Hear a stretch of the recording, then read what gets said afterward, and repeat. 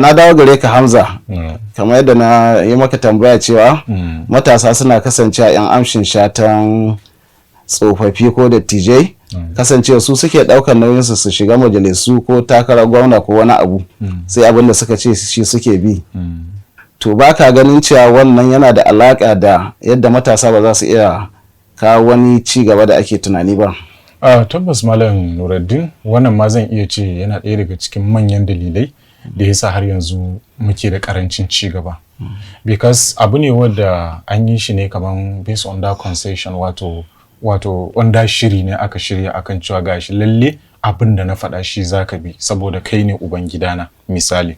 So amma da za a ba wa matashi dama wanda shi through his own creativity da kuma innovations da experiences na shi yayi abin da ya dace, da za mu samu ci gaba fiye da haka.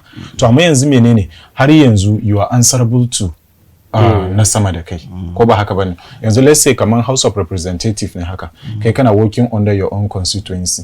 To sai su yan constituency ka suka kawo damuwa cewa muna so a gyara mana kaza, muna so a inganta karatu wato ilimi kenan da dai sauransu. Shirin dandalin matasa shiri ne da ke zo muku daga nan GCMS Africa TV da Radio. Sannan kuma za a rinka kawo muku wannan shiri a kowace ranar Laraba da misalin karfe 8:30 na dare. Sannan za a rinka maimaita shirin a kowace ranar Asabar da misalin karfe 8:30 na dare.